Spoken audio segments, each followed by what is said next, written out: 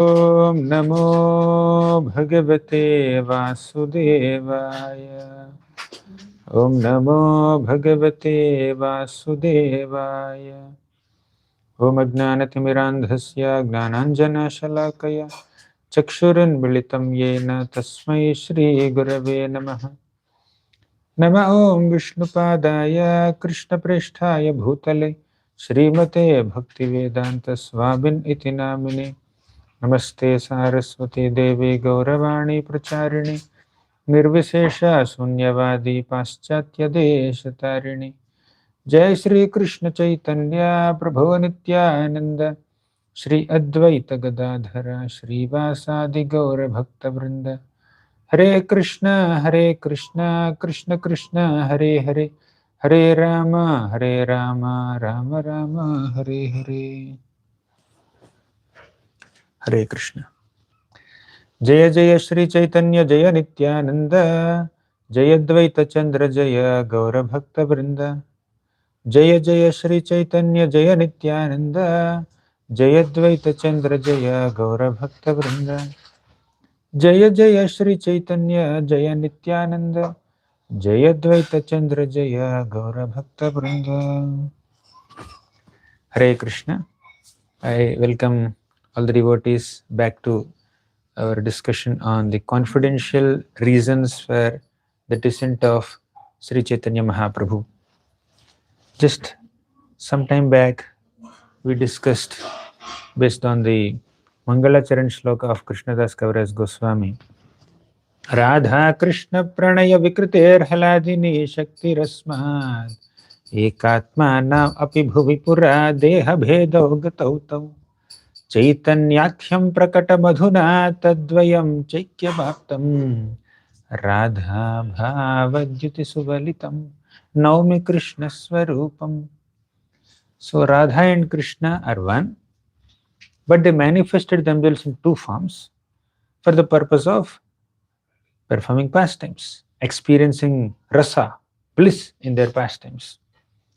And again they became one in the form of Sri Chaitanya Mahaprabhu.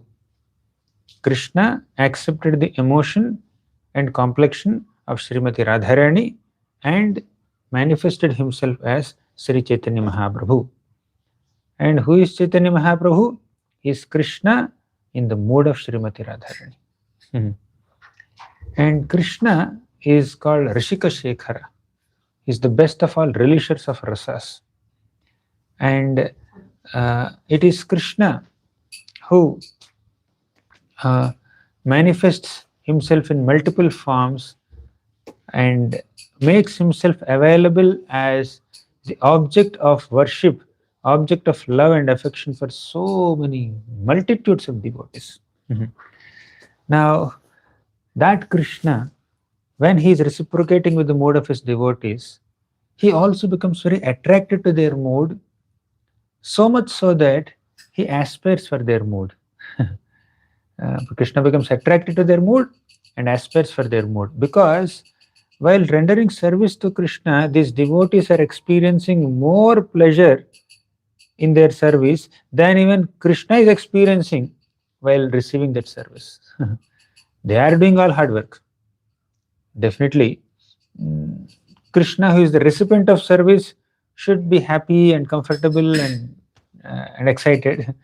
But Krishna is definitely deriving some happiness, but the happiness of his devotees, especially Srimati Radharani, is 10 million times more than the happiness of Krishna himself. So Krishna is aspiring for that happiness. Although he is Rasika Shekhara, but still he is hankering to experience the mood of Srimati Radharani, hankering to experience the mood of being a servant of Krishna, although he is Krishna himself. So, embracing the mood of Srimati Radharani, Krishna manifested as Sri Chaitanya Mahaprabhu. Kaviraj Goswami says, Radhikara Bhavamurti Prabhura Antara Sei Bhave Sukha Dukha Uthe Nirantara. Radhikara Bhavamurti Prabhura Antara. So, the inside, the heart of Chaitanya Mahaprabhu is an image of Srimati Radharani's bhava, emotions. And feelings of pleasure and pain arise there constantly. What is this pleasure and pain in Radharani? The pleasure of meeting Krishna and the pain of getting separated from Krishna. So Radharani is constantly experiencing that pleasure and pain in connecting with Krishna and getting separated from Krishna. So that's how Krishna adopted the mode of Radharani, and he is also experiencing that pain and pleasure in meeting and separation. So Krishna in Vrindavan, he manifests multiple ages. Kaumara age as a child, and Pauganda age as a boy, Kaishwara age as an adolescent. So Krishna's Kaumara pastimes or childhood pastimes, in this Krishna's Kaumara or childhood pastimes, Vatsalya rasa is more prominent. The devotees in Vatsalya Bhava like Yashoda Mata, Ananda Maharaj, they experience Krishna's association more than devotees of all other rasas. And in Pauganda age, in boyhood, all the Gopa boys who are in Sakhyarasa with Krishna, they get more of Krishna's association. And when Krishna becomes a Kaishwara Murti or an adolescent young boy, so those pastimes are accessible more to the gopis, younger gopis of Vrindavan. And amongst all those gopis, Srimati Radharani is the topmost. And in fact, the speciality of Krishna's Kaishwara is that Krishna's Madhurya pastimes are more prominent in Kaishwara age. As we discussed earlier, Madhurya rasa is the topmost. So whichever age is more suitable for those Madhurya pastimes is the best age of Krishna. Therefore, Krishna is eternally a Kaishwara Murti. And that eternal Kaishwara, Nitya Kaishwara Krishna has three unfulfilled desires. He has some desires which are not fulfilled. How can Krishna, who is Purnakama, who is Atmarama, how can he have any desires which are not fulfilled? That's the whole underlying foundation of the incarnation of Sri Chaitanya Mahaprabhu. So let's see what are those three unfulfilled desires. I hope you are able to see the screen. Shri Radhaya Pranaya Mahima Kidrisho Vanayaiva Swadyo Yenadbhuta Madhurima Kidrisho Vamadiyah. Zoom started again because of Saukhyam Chasya Madanubhavatah Kidrisham Veti Lobhat. Hare Krishna, am I audible? Okay, I will continue. Shri Radhaya Pranaya Mahima Kidrisho Vanayaiva Swadyo Yenadbhuta Madhurima Kidrisho Vamadiyah Saukhyam Chasya Madanubhavatah Kidrisham Veti Lobhat Tadbhavadyah Samajanishachi Garbhasindhau Harinduhu. In this one shloka, Krishnadas Kaviraj Goswami describes three unfulfilled desires of Krishna. So what are those unfulfilled desires? How can Krishna have any desires which are not fulfilled? So that we will see one by one. So Krishna's first desire, which is unfulfilled, is that Shri Radhaya Pranaya Mahima Kidrisho. Krishna wanted to understand the glory of Srimati Radharani's love. What is the extent, what is the greatness of Srimati Radharani's love for me? She loves me more than anything else. She loves me more than anyone else. Her love for me surpasses her love for herself. So, in this way, Krishna becomes very intrigued to understand the glory of Srimati Radharani's love. So that the first desire of Krishna is to understand the greatness of Radharani's love. Sri Radhaya Pranaya Mahima. Pranaya is love, Mahima means that glory, that greatness. So Krishna wanted to understand the greatness of Radha's love. Now let's go a little deep into this point. What is the greatness of Radharani's love? What are the qualities of Radha's prema for Krishna? Kaviraj Goswami says, 1. Radharani's prema drives Krishna mad. Even Krishna will go mad in experiencing Radharani's unparalleled, unequaled, unprecedented love for him. Second, the strength of Radharani's love is unknown even to Krishna. Even Krishna also becomes intrigued. Krishna also feels, what is the extent of his love, of her love? He also cannot figure out. And Radharani's love becomes a teacher of Krishna, and Krishna becomes a dancing student in front of this teacher. So Radharani's love becomes a teacher of Krishna. Then, fourth point, Radharani's love is so high that love gives 10 million times more pleasure to Radharani than even Krishna experiences. By receiving service from Radharani, Krishna definitely experiences great amount of love, great amount of happiness. But in the rendering service to Krishna, Radharani experiences 10 million times more happiness. Therefore, Krishna becomes intrigued. What is the greatness of her love that is making her so joyful, more joyful than me? Then fifth point, Radharani's love is full of contradictions. What are these contradictions? See, already Radharani's love is most exalted and it's infinite, but it continuously expands. If something is already infinite, already highest, is there any possibility of it expanding more? But Radharani's love expands. Already she has unlimited love for Krishna, but that love keeps on expanding. And second, nothing is greater than Radharani's love, but that love is devoid of any pride.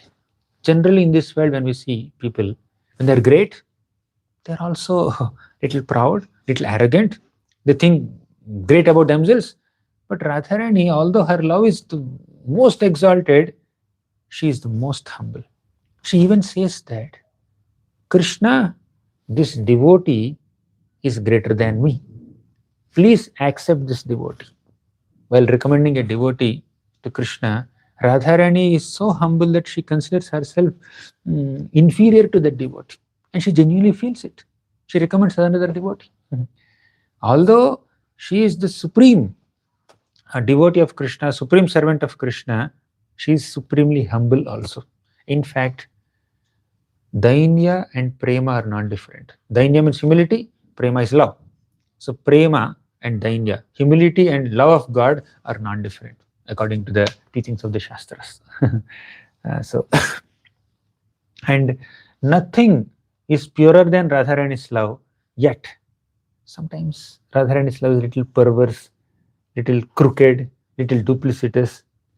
Means she also tricks Krishna sometimes, she also becomes angry with Krishna. Which basically her love is manifest in little playful ways and crooked ways sometimes, although her love is pure. And finally, sixth point, Radharani is the highest abode of love for Krishna. Generally, we all know that Krishna is the Ashraya. Ashraya means shelter. There are 10 topics in Bhagavatam. Atra sargo visargasya sthanam poshanamutayah manvantaresha nukatha nirodho muktirashraya. There are 10 topics in Bhagavatam, and the 10th topic is Ashraya. Ashraya means supreme shelter, and Krishna is the supreme shelter of everything and everyone. All of us know that Krishna is Ashraya. But the Vaishnava scriptures describe Radharani as Ashraya. How Krishna is Ashraya, right? But the answer is, Krishna is Ashraya of everything and everyone in the entire creation. But Radharani is the Ashraya of Krishna Bhakti, Krishna Prema. Krishna is the shelter of everyone, but Radharani is shelter of love of Krishna. Right? So Krishna Prema, love for Krishna, has its highest manifestation in Srimati Radharani's heart. Thus, her heart is the shelter of, highest abode of Krishna Prema. Well, the object of that Prema is Krishna himself. So, from this perspective, Krishna is the Vishaya, Radharani is the Ashraya. Krishna is the Vishaya, means that he is the object of love. And Radharani is Ashraya, she is the abode of love. She is the supreme abode, highest abode of Krishna Prema. So that is about Radharani's, that's the greatness of Radharani's love for Krishna. Therefore, Krishna, who is the Vishaya, who is the object of love, now wants to be the Ashraya, abode of love.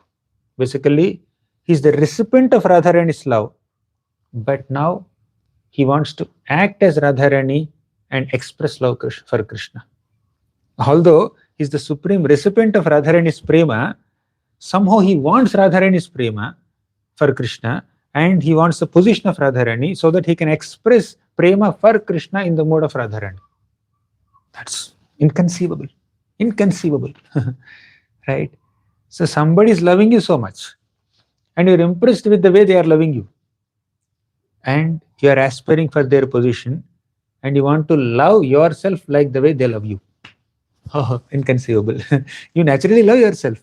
In fact, in this material world, in this material universe, most of the conditioned souls, if at all they love someone, they love themselves. Prabhupada writes in the 10th canto of Bhagavatam, in the Brahma Vimohan Leela area, even the Acharyas also comment in the 10.14, 10th canto, 14th chapter, that everybody in this entire creation loves themselves more than anyone else. If at all they love someone else, that is only because those people are giving some attention to them, giving some enjoyment to them, giving some kind of sense gratification to them. So they love themselves the most, and the dearness that they have towards their own selves is manifested as dearness towards family members or society or nation. Why do I love my country? Because I am living in this country. I have taken birth in this country. Why do I love my state or my street or my home? Because I am there. I am connected into it, connected to that city or country or home or abode or whatever. So the primary dearness of any person is towards one's own self, and that is manifested as dearness towards other people. That's the general format in this world. But here, Krishna is observing that Radharani loves me more than I love myself. And I want to take the position of Radharani and love myself like her. That is Krishna's point. Like, because Krishna is thinking that, like, yes, I am attractive. I am attractive to everyone. In fact, Krishna is attracted to himself also. Sometimes Krishna looks at his own form and he becomes attracted to himself. He wonders, who is this person who is so beautiful? And as he's wondering, his beauty increases. He's already beautiful, his beauty increases even more. So thus Krishna is definitely attracted to himself. But if there is anyone who is attracted to Krishna more than Krishna himself, is Radharani. And her attraction towards Krishna is supreme attractiveness. And Krishna was feeling that, yes, I love myself, but Radharani loves me more than I do. So to love myself more than what I am doing now, I need to take her position. First, I need to understand the greatness of her love. So that first reason for Krishna's descent as Chaitanya Mahaprabhu is, he wants to understand the extent of Radharani's love. Sri Radhaya Pranaya Mahima Kidrisho Vanayaiva. Sri Radhaya Pranaya Mahima. What is the Mahima of Radha Pranaya? I want to understand. So clear? First reason. Krishna's first unfulfilled desire is he wanted to understand the extent of Radharani's love for him. And he wanted to become Ashraya of Krishna Prema.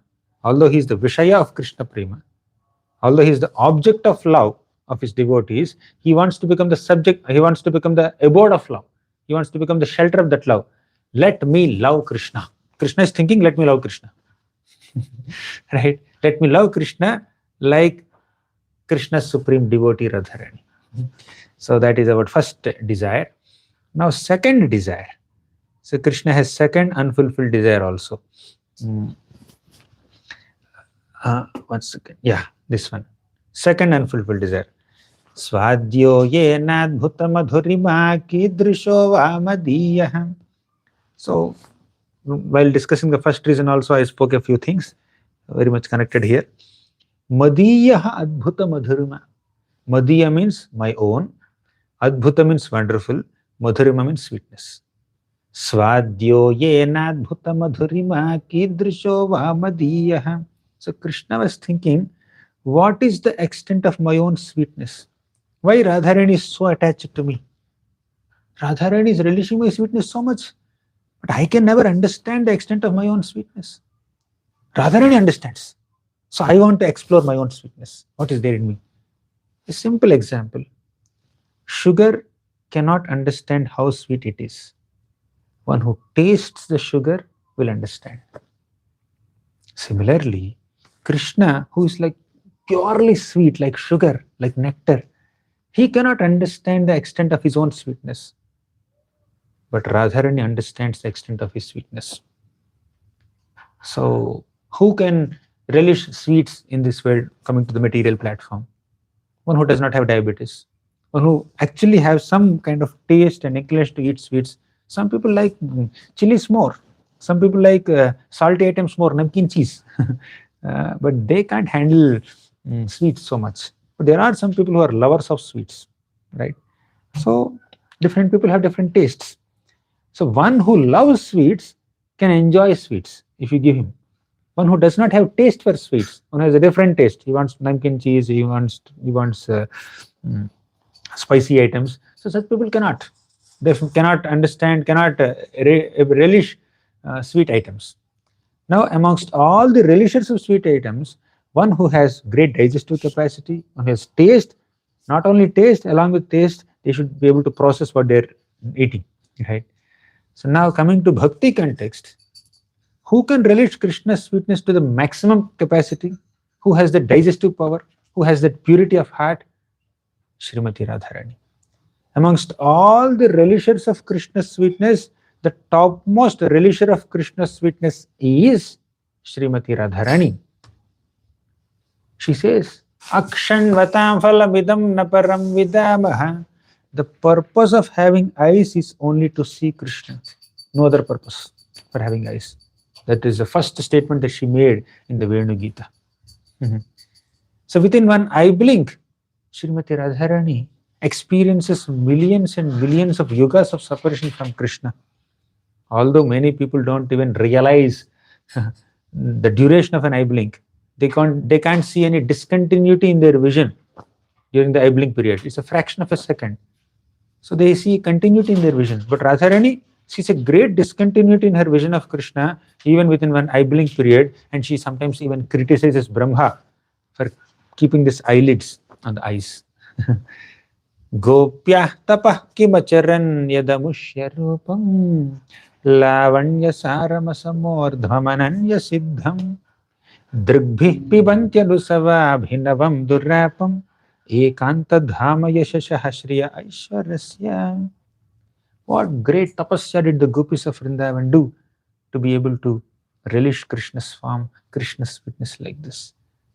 Krishna is very sweet, Krishna is very beautiful, but only the gopis of Vrindavan can completely and perfectly relish Krishna's sweetness. Bhakta paya bhujanga garudamadi trailokya rakshabani gopi lochana chatakam budamani saundarya mudramani yah kantamani rukmini ghanakucha dvandvaika bhushamani shreyo devashikhamanirjashatuno gopala chudamani. In this beautiful shloka, you see the second line. Gopi lochana chatakam budamani saundarya mudramani. Krishna is like ambudamani. Like he's like a glistening cloud.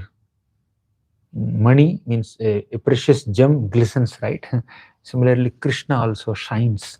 He's ambudamani, glistening cloud. Gopi lochana chataka budamani. Gopi's lochana, Gopi's eyes are like the chataka birds. As all of us know, Chataka birds always look towards the sky. They aspire to drink the water directly coming from the rain clouds. Therefore, whenever there are rain clouds in the sky, the Chataka birds become excited. So in this shloka, the gopis' eyes are compared with Chataka birds, and Krishna's beautiful form is compared to clouds. Just as Chataka birds get excited seeing clouds, the gopis also, the eyes of the gopis also become very excited, very enthusiastic, very eager to relish the cloud-like form of Krishna. Gopi lochana chatakam budamani saundarya mudrabadi. So that is Krishna's madhurya. And amongst all the gopis, the greatest relisher of Krishna's madhurya, Krishna's sweetness is Radharani. Fullendivara kantimindu vadanam barhavatam sapriyam Srivatsankamudara kaustubhadharam Pitambaram sundaram Gopinam nayanotpalarchitatanum gopasanghavrutam Govindam kalavenu Divyanga bhusham bhaje. In this shloka, go to the third line. We are discussing only one line in this long shlokas because of lack of time. In the third line, you see, the shloka says, Fullendi varakanti mindabadanam barhavatam supriyam Srivat sankamudara kaustubhadam pitambaram sundaram Gopinam nayanotpalarchitatanum Gopasangha vritam. Krishna's form is nicely worshipped by Gopinam Nayana Utpala Archita. Gopinam Nayana means the eyes of the gopis. They are considered Utpala flowers. Gopinam Nayana Utpala Archita Tanum. Krishna's form is being worshipped by the flowers of gopis' glances. The glances of the gopis are compared to beautiful flowers, fragrant flowers, colorful flowers. And those glances are worshipping Krishna's beautiful form. Means, in short, the gopis are hooked to Krishna's form. Whenever Krishna is playing flute and entering the forests of Vrindavan, gopis run out of their homes, hearing that flute, and then look at Krishna.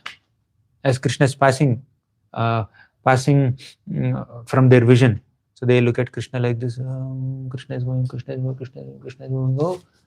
And till the last speck of dust settles, as Krishna is entering Vrindavan, they keep looking at Krishna, looking at Krishna from his face, again later his back. And evening again, when Krishna is playing flute and entering back into the Vraja, into the household area, again the gopis are like fixed, their eyes are completely fixed on Krishna's form. So they are the greatest relishers of Krishna's madhurya, and Krishna cannot relish his own madhurya as much as the gopis do. You see, therefore Krishna becomes very intrigued. I want to understand my own madhurya. That is the second reason. Madiyaha adbhuta madhurima. So swadyo yena adbhuta madhurima kidrisho va madiyaha. I want to relish my own sweetness. I can't understand my own sweetness. By remaining as a sugar, I cannot understand my sweetness. I should become an eater, someone who eats that sugar. Then I can understand my sweetness. So Krishna took that position. Now there is a beautiful shloka, Kaviraj Goswami writes, Krishna madhuryera eka svabhavika bala Krishna adi nara nari karaya chanchala. Krishna madhuryera eka svabhavika bala. Krishna madhurya means the sweetness of Krishna has a natural strength. Svabhavika means natural, intrinsic. Bala means strength. Krishna madhuryera eka svabhavika bala means Krishna's sweetness has a natural, intrinsic characteristic. Strength. What is that? Krishna adi nara nari karaya chanchala.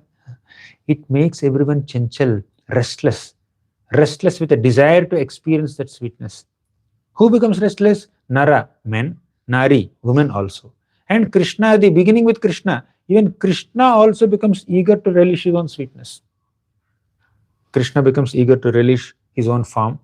He sees his reflection in that shining floor in his palace. So Krishna becomes attracted to his own form. Krishna becomes attracted to his own name. Whenever somebody chants Krishna's name, Krishna runs towards the devotee. Oh, this devotee chanted my name. I become so indebted to this devotee. I become, Krishna feels very indebted to the devotee. He feels very obliged to the devotee. He fulfills whatever the devotee desires. As soon as the devotee utters his names. Namo Deva Damodar Ananta Vishnu Prasida Prabho Dukha Jalabdhimagnam Kripa Drishti Vrishtyati Dinam Batano Grihadesha Babhagnam Edhyakshi Drishya. Satyavartamani in the Damodara Ashtakam is saying this. He had some desires. In the 4th and 5th shlokas of Damodara Ashtakam, if you remember, Satyavartamani expressed some desires. What are his desires? Desire is that I want to see the beautiful form of Bal Gopal in my heart always. That is his desire. So after expressing his desire in 2 shlokas, in the 4th and 5th shloka of Damodara Ashtakam, Satyavartamani thought, the Lord will fulfill my desire if I chant his names. Holy name is very dear to the Lord. When somebody chants the holy names of the Lord, then the Lord becomes very attracted to the personality and he will fulfill all his desires. Therefore he chants the names. Namo Deva Damodar Ananta Vishnu. Deva Damodara Ananta Vishnu Prabhu. Like that he chants multiple names of the Lord. So that's the explanation given by Sanatana Goswami. So anyways, Krishna becomes attracted to his own names. Krishna becomes attracted to his own forms. Rupa, Nama, Guna. Krishna becomes attracted to his own qualities. Krishna becomes attracted to his own pastimes. You want proof? When Lava and Kusha, when they are glorifying Ram Katha in Ayodhya, Ram becomes so attracted. Although they are glorifying him only, Ram became attracted to it. And when Rohini Mata was narrating Krishna's childhood pastimes, Vrindavan pastimes to all the queens of Krishna, Krishna heard those pastimes. He became so ecstatic that his eyes became so big and his smile became so big. All his hands and legs were shrunk into his body, and thus Krishna manifested the form of Jagannathji. So Jagannathji's form is a testimony for Krishna's own attraction to his own pastimes. When Krishna became attracted to Krishna Katha, Jagannathji's form manifested, isn't it? So anyways, even Krishna himself becomes attracted to his own sweet Nama, Rupa, Guna, Leela. Yatra gayanti mad bhakta tatra tisthami nagati.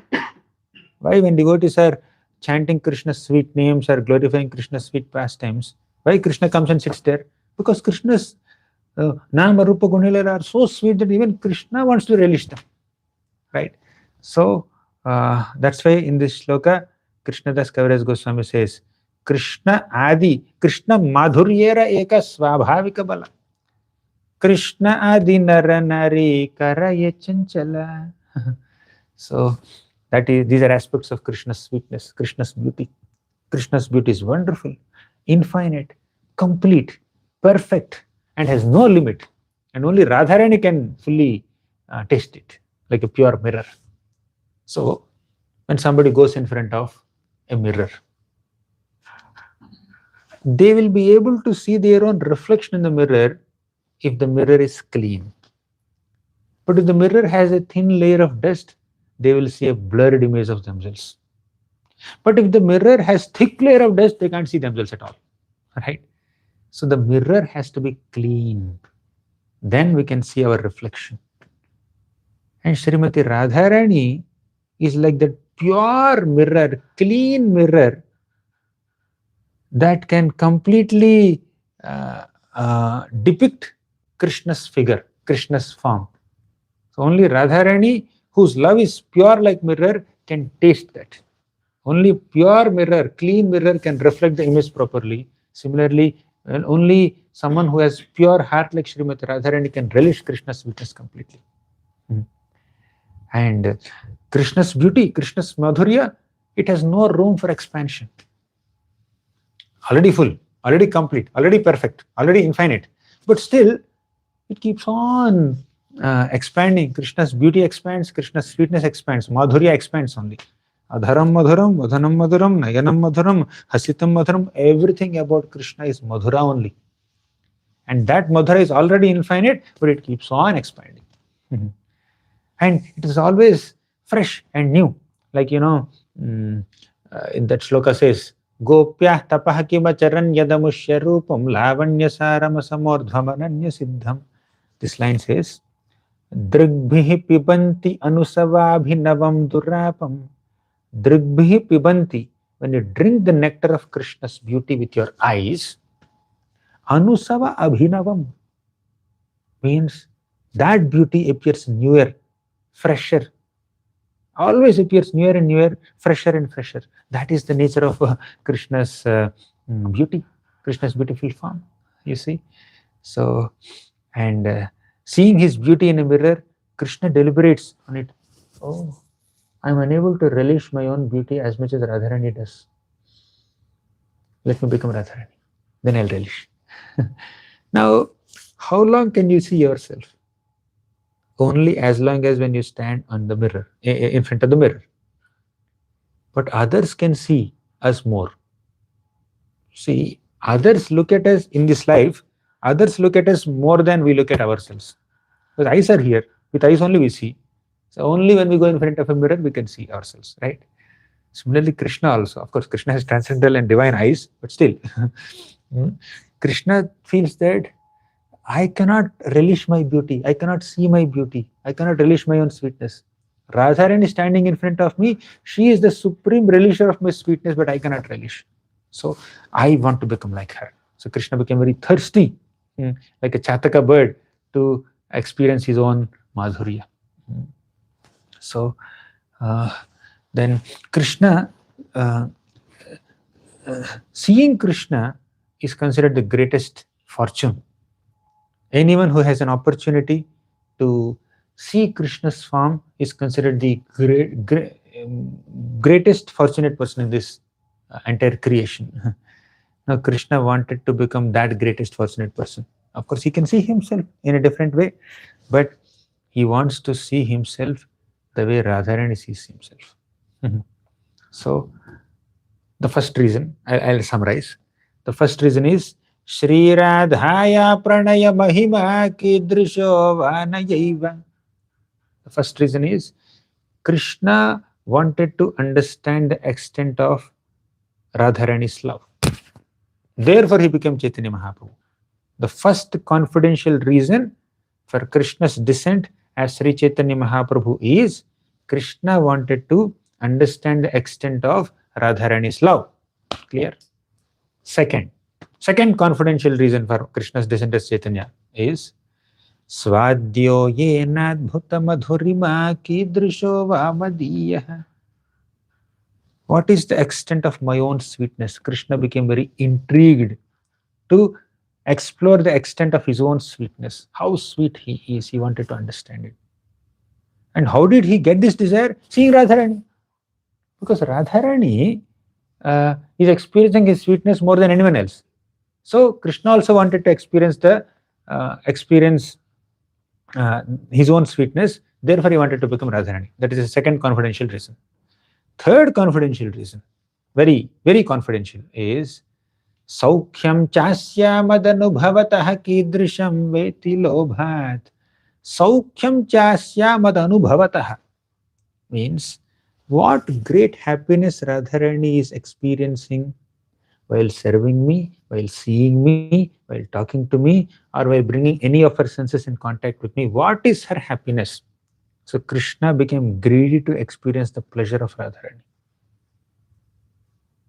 First reason is he wanted to understand the extent of Radharani's love. Second reason is he wanted to understand the extent of his own sweetness.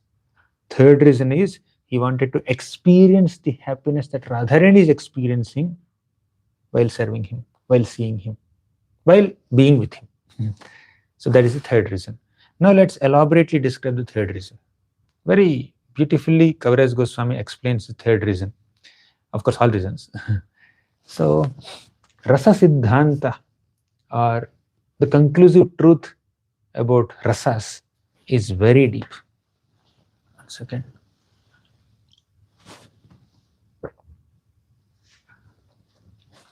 So, understanding this rasas is possible only for very, very exalted devotees. Amongst the exalted associates of Sri Chaitanya Mahaprabhu, Ramananda Rai and Swarupa Damodar Goswami, these two are very dear to Lord Chaitanya. With Rupa Goswami and Sanatana Goswami, Lord Chaitanya Mahaprabhu spoke more about the principles of bhakti, gave them teachings of bhakti, and also told them to inaugurate temples and write books. With Prakashananda Saraswati and Sarabham Bhattacharya, Mahaprabhu spoke a lot of philosophy. With general public, Mahaprabhu made them chant holy names of the Lord. He did Harinam Sankirtana. But only with Ramananda Rai and Swarupa Damodar Goswami, Mahaprabhu discussed Radha Krishna Leelas. He relished Radha Krishna Leelas in their company. So, Swarupa Damodar Goswami, only he can understand Rasa Siddhanta, and of course many others are there, but in Mahaprabhu's Leela, Swarupa Damodar Goswami and Ramananda Rai are the greatest relishers of Rasa Siddhanta. So Kaviraj Goswami says that they are great personalities. Now, he recollected the glory of Swarupa Damodar Goswami while explaining the third unfulfilled desire of Krishna. What is the third unfulfilled desire? He wanted to taste Radharani's happiness. Now, in this context, Kaviraj Goswami says, the gopis have rudha bhava, means they have deep emotion for Krishna. And that rudha bhava gopis is Vishuddha, spotless. Vishuddha means absolutely no tinges of malice there. Nirmala, no malice. Vishuddha means completely pure. And that pure love that the gopis have for Krishna is sometimes perceived by public as lust. They left everyone to meet Krishna and dance with Krishna in the middle of the night. So how can a cultured woman in the Vedic society leave her husband, leave her sons, leave her brothers, leave her parents, leave all the family members, and in the middle of the night run into a forest and dance with another boy? This may be because of lust. That's the opinion of common people. But Kaviraj Goswami says, when the gopis are running towards Krishna, it's not a manifestation of lust. It's a manifestation of pure love. Pati sutanvayad bhratru bandhava ati vilanghyate nyachyutagata gati virastavod gita mohita kitavayoshitaha kastyajenishi. Pati sutta bhratru bandhava, they left everyone to go and see Krishna and serve Krishna and dance with Krishna. But that is not lust. Lust is like iron. Love is like gold. What is the difference between lust and love? Kaviraj Goswami writes in this beautiful chapter. Let me show the shloka. Yeah. This one. Oh, I'm sorry, I don't have the shloka in the slide, but anyways, I will recite. Atmendriya priti vancha tare bale kam, Krishnendriya priti ichha dhare premanam. Atmendriya priti vancha. Atmendriya means one's own senses. Priti vancha means desiring for the gratification or enjoyment of one's own senses. That is the definition of kama. The definition of kama is desiring gratification of one's own senses. Then what is the definition of prema? Krishnendriya priti ichha dhare premanam. Prema means Krishna Indriya Priti Ichha, to desire the happiness of Krishna's senses. That is Prema. So the gopis are desiring to please Krishna's senses, not their own senses. Therefore, their attraction towards Krishna is not lust, it is love. So lust is like dense darkness. Love is like bright sun. They had dhrida anuraga, means very condensed affection for Krishna, love for Krishna. So there is no tinge of lust in the gopis' hearts. Now let's recite a few shlokas that Kaviraj Goswami wrote. Atayeva gopi ganera nahi kama gandha Krishna sukha lagi matra Krishna se sambandha. Atayeva gopi ganera nahi kama gandha. There is not even a small smell of kama. Kama is lust and gandha is a small smell of it. So in the hearts of the gopis, there is not a slight trace of kama. Krishna sukha lagi matra Krishna se sambandha. So they just wanted to experience, they just wanted to give sukha to Krishna. Krishna sukha lagi matra. Their only aspiration, their only goal, their only purpose in coming to Krishna is to please Krishna. They decorate themselves nicely with ornaments, with cosmetics, with beautiful, colorful dresses. Why? To give pleasure to Krishna's eyes. They sing so sweetly. Why? Not to show off their talent, that they are great musicians. They sing so sweetly only to give pleasure to Krishna's ears. They cook so nicely, elaborately. Why? Only to give pleasure to Krishna's tongue. They make very beautiful garlands. Why? To give pleasure to Krishna's body, to give pleasure to Krishna's nostrils, who smells the fragrance of the sweet garlands and flowers and bouquets. Thus, whatever they do, it's all meant to please Krishna. They're constantly Krishna conscious. They're only thinking about Krishna and there is no other thought other than Krishna in their minds. The ladies of Mathura say in the 10th canto Bhagavatam, Yado hane vahanane mathano palepa Prenkankhanar bharudito ksanamarjanadau Gayanti chaina manurakta dhiyo shrukantyo Dhanyavrajastriya urukrama chitta yana. Yadohani, while milking cows. Vahanane, while processing their grains. Mathana, while churning buttermilk. Upalepa, while smearing their walls and floors with cow dung. Prinkankhana, while singing on swings. Arbharudita, while taking care of their little crying babies. Ukshana, while sprinkling water mixed with cow dung in their courtyards. Marjana, while sweeping the floors. Ado, many such household activities. While doing all these activities, the gopis are absorbed in the thoughts of Krishna. Gayanti chaina manurakta dhiyo shrukantyo dhanyavrajastriya urukrama chitta yana. Gayanti, they're singing anurakta dhiya.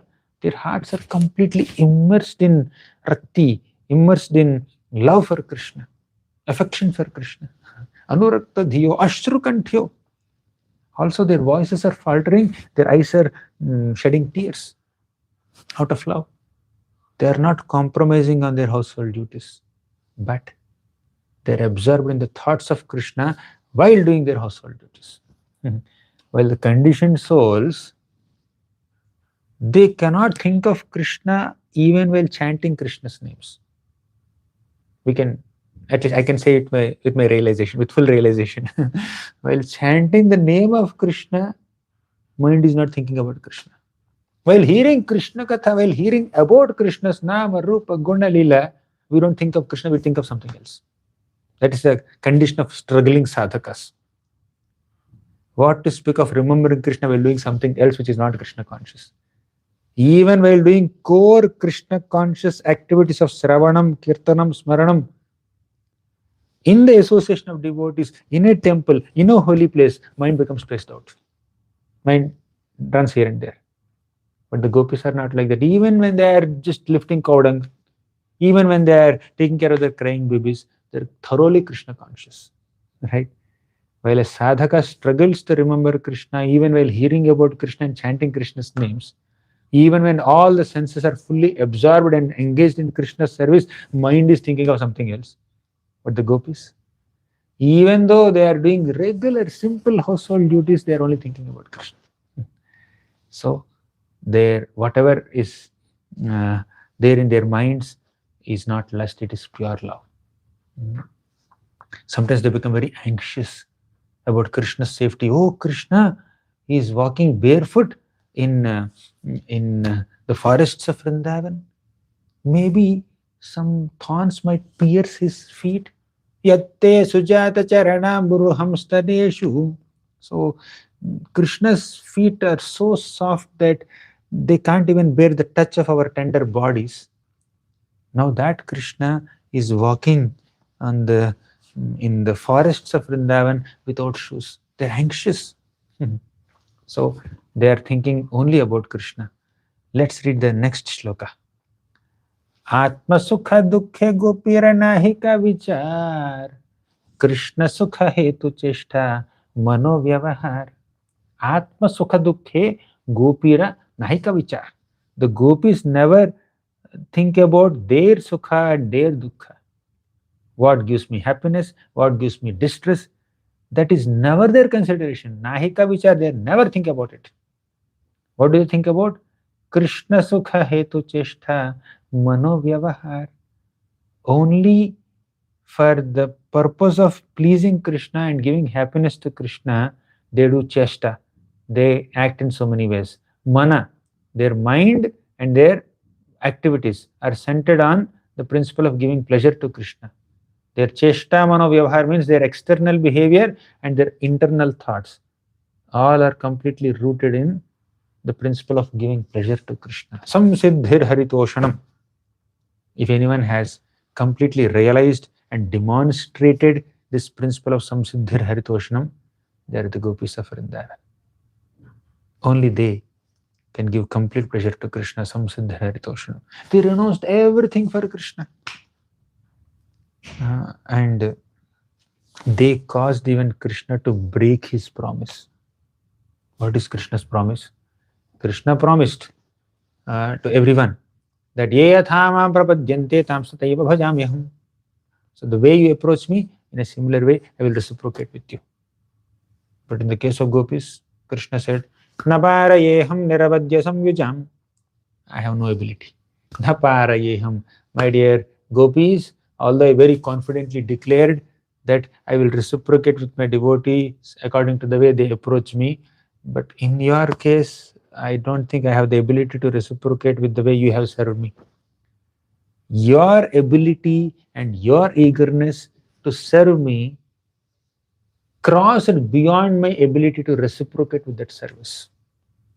I completely feel bankrupt and completely feel incapable of reciprocating with even iota of service that you have done. Yama bhajan durjara geha shrinkhala. You have cut the geha shrinkhala, the tight knots of family bonding. You have cut them very effortlessly just for my sake. Although it's very difficult for general people to surpass such strong family bondings and Vedic culture in those days, the gopis just ran towards Krishna in the middle of the night. So I can never repay you. Naparayehum. I can never repay you. I remain eternally bankrupt. Generally, when somebody takes a loan, he's given some time, EMI. In next 5 years, you clear this loan. Monthly, you pay this much. Or 10 years you take, or 12 years you take. So depending on how much is the debt. But Krishna says, even if you give me one full lifetime of Brahma, I cannot repay my loan. I am totally, eternally indebted to you. I can never repay. Of course, this also shows Krishna's deep humility and the glory of the gopis. So they think that Krishna's pleasure is more important than our pleasure or anyone's pleasure. So their joy also is mutually competitive, you see. Krishna sees the gopis, he becomes very happy. Therefore, the gopis come in front of Krishna. They know Krishna's heart completely. They know that if Krishna sees us, he will be happy. Seeing us will give great happiness to Krishna. Therefore, they decorate themselves nicely and show themselves to Krishna so that Krishna can become happy. Seeing Krishna happy, the gopis become even more happy. So when Krishna sees the gopis, his joy increases, his sweetness increases. Seeing that, the gopis' joy increases, the gopis' beauty increases, gopis' sweetness increases. Seeing that enhanced and increased sweetness, Krishna's sweetness increases further, his joy increases further. Seeing Krishna much happier, the gopis become even more joyful. Seeing their joy, Krishna becomes even much happier. Seeing his increased happiness, superlative happiness, the gopis become even more happy. Like that, there is a constant competition between the pleasure of the gopis and pleasure of Krishna. In this competition, no one acknowledges defeat. It eternally increases till date and continues forever. So the gopis have no fault of lust. The gopis are completely pure in their intentions, pure in their actions, pure in their thoughts, pure in all ways. That is the glory of the gopis of Vrindavan. Further, Kaviraj Goswami says, Gopi preme kare Krishna madhuryera pushti, madhurya badaya prema haya mahatushti. Gopi preme kare Krishna madhuryera pushti. So Krishna madhurya means Krishna's sweetness. Pushti means the sweetness of Krishna becomes nourished. So Krishna's sweetness is maintained and nourished by seeing the gopis. Krishna is already sweet. When gopis come in front of him, his sweetness increases. Krishna madhuryara pushti. Madhurya badaya prema haya mahatushti. Seeing their prema for him, his madhurya increases. His love increases. His sweetness increases. Because they are seeing him with unselfish love. They have no trace of selfishness, right? Nija premanande Krishna sevananda badhe seyanandera prati bhaktera haya mahakrodhe. Very beautiful sloka. Nija premanande. Let me see if I have. Nija premananda means one's own ananda, one's own happiness. So nija prema anande Krishna sevanande badhe. If the ananda in one's own prema is creating an obstacle in one's seva, then see anandera prati bhaktera haya mahakrodhe. Devotees become very angry with that ananda. I hope you got it. While rendering service to Krishna, devotee experiences happiness. And as devotee is feeling very blissful and happy, if that happiness is obstructing his service, they will say, oh, this happiness is creating an obstacle in my service. To hell with this happiness. Let me continue my service. An example is there in the Dwaraka also. Daruka was once fanning Krishna. While fanning Krishna, he became overwhelmed with love and he had tears in his eyes. And that kind of made his vision very blur and he could not focus on the service. Then Daruka said, forget this ecstasy, forget these tears, let me focus on the service. You see? So while rendering service to Krishna, devotee naturally feels happiness. But that happiness, if it obstructs the service, they will condemn that happiness and focus on seva. That's the meaning of this beautiful shloka that Kaviraj Goswami wrote. Nija premanande Krishna sevananda badhe seyanandera prati bhaktera hayam mahakrodhe. Next. Kama gandha hina swabhavika gopi prema nirmala ujjvala shuddha yena dagdha hema. Such a beautiful rhyming shloka. Kama gandha hina means, I already mentioned this before. The gopis' love for Krishna has no trace of lust, no smell of lust. Swabhavika gopi prema. Love of the gopis is swabhavika, very, very natural, intrinsic. Nirmala, spotless. Ujjvala, effulgent. Shuddha, pure. Yena dagdha hema. It is like molten gold, pure like molten gold. That's the extent of gopis prema. Then, amongst all the gopis, Srimati Radharani is the topmost gopi and the foremost gopi and the source of all gopis. Therefore, the shloka is mentioned, Yatha Radha Priya Vishnostasya Kundam Priyam Tatha Sarva Gopishu Saivaika Vishnoratyanta Vallabha. Just as Radha Kund is very dear to Krishna, Radharani is also very dear to Krishna, or the other way around. So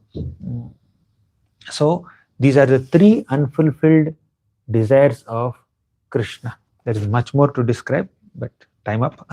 So the three unfulfilled desires of Krishna are, let me just come back to that shloka once again and show the shloka and summarize all the three reasons once again. Yes.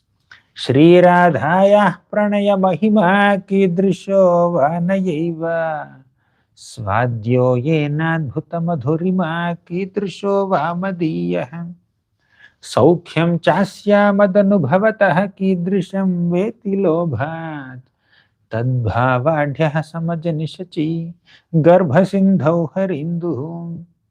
First reason, Sri Radhaya Pranaya Mahima Kidrisho Vanayaiva means Krishna became very curious and very eager to understand the extent of Radharani's love for him.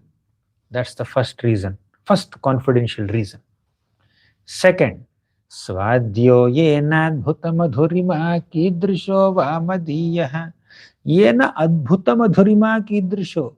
Krishna became very eager to know the extent of his own sweetness, which Radharani is a relation. Then third reason is Saukhyam chasya madanubhavatah kidrisham veti lobhat, means Krishna wanted to actually experience the happiness of Radharani. Radharani is experiencing so much happiness while loving Krishna, while serving Krishna, while seeing Krishna. Krishna is aspiring for that happiness. First, to understand the greatness of her love. Second, to understand the extent of his own sweetness. Third, to actually experience her happiness in his service. So these are the three confidential reasons for Krishna's descent as Sri Chaitanya Mahaprabhu. So now we will conclude in just few minutes. So yeah, Krishna started contemplating on Radharani's experience of pleasure while serving him, and therefore he wanted to take the position of Radharani and to take the form of Sri Chaitanya Mahaprabhu. Right? Then Krishna starts contemplating on how Radharani's all five senses experience pleasure while coming in contact with Krishna. So a very beautiful description there. So with all these thoughts in his mind, Krishna decided to descend as Sri Chaitanya Mahaprabhu.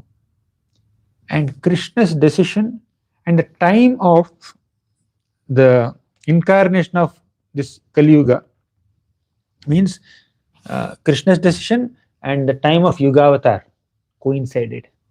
At that time only Advaitacharya is loudly calling, Krishna please descend, Krishna please descend. So all these things coincided.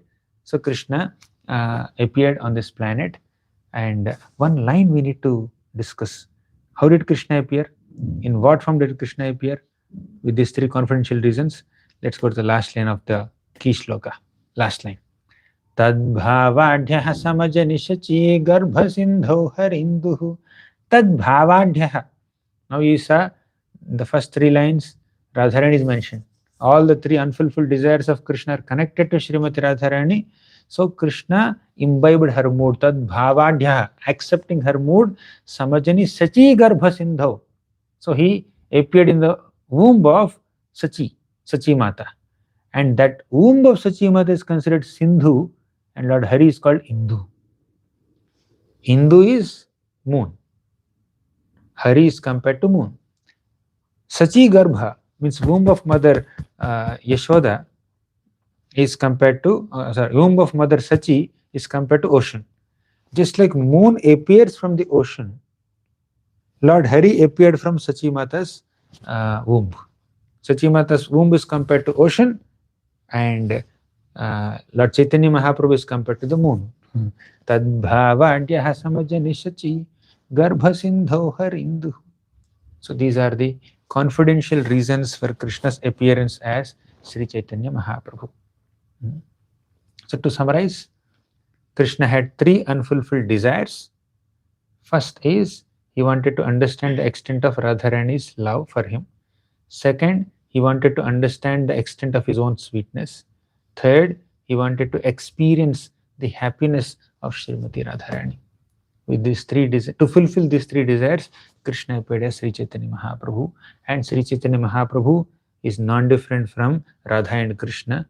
Sri Chaitanya Mahaprabhu is Krishna only in the mood of Srimati Radharani and in the complexion of Srimati Radharani.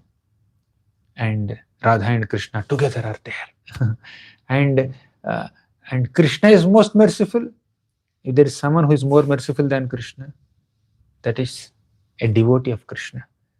If Krishna with all his powers appears as a devotee, in the mood of a devotee, you can only understand the extent of his magnanimity. That's why Lord Chaitanya Mahaprabhu is most magnanimous incarnation. Namo Mahavadanyaya Krishna Prema Pradayate. Because he is Mahavadanya, most beneficent person, he gives Krishna Prema so easily, so effortlessly, even to the most unqualified person. Patra vicharanam na kurute na swamparam vikshate deya vimarshako nahinava kala pratiksha prabho sadyo yaha shravadekshana pradabana dhyanadina durlabham datte bhakti rasam sa eva bhagavan Gaura Purnima. So he doesn't discriminate between who is patra, who is apatra, who is qualified and who is not qualified. Without seeing someone's eligibility, he just gives Krishna Prema very easily. So let us offer our humble obeisances to Sri Chaitanya Mahaprabhu, and let us express our profuse gratitude to Sri Krishnadas Kaviraj Goswami, who has written Mahaprabhu's biography and Mahaprabhu's tattva so beautifully in the Sri Chaitanya Charitamrita. Let us humbly offer our obeisances, hundreds and thousands of obeisances to the lotus feet of His Divine Grace A.C. Bhaktivedanta Swami Prabhupada, who gave us the wealth of Sri Chaitanya Charitamrita in the form of his translation, and also spread Lord Chaitanya Mahaprabhu's mission throughout the globe. And even now, in multiple countries, people are worshipping Gaur Nitai. People are worshipping Panchatattva. Who made Lord Chaitanya Mahaprabhu so popular? Who made Chaitanya Mahaprabhu being worshipped by millions of devotees across the globe in multiple countries? It's all glorious Srila Prabhupada. So we are eternally indebted to Srila Prabhupada for bringing Sri Chaitanya Mahaprabhu in our lives, in our hearts. So Gaura Purnima is the appearance of Sri Chaitanya Mahaprabhu, and Sri Chaitanya Mahaprabhu appeared in our lives because of the efforts of Srila Prabhupada and his sincere followers. So with our humble obeisances to Srila Prabhupada, I'll conclude here. I wish everyone a happy and auspicious Gaura Purnima, and I beg for your blessings and prayers so that I continue to serve the lotus feet of Sri Chaitanya Mahaprabhu and Srila Prabhupada for the rest of my life and life after life. Thank you very much. Hare Krishna. Sri Gaura Purnima Maha Mahotsav ki jai. Srila Prabhupada ki jai.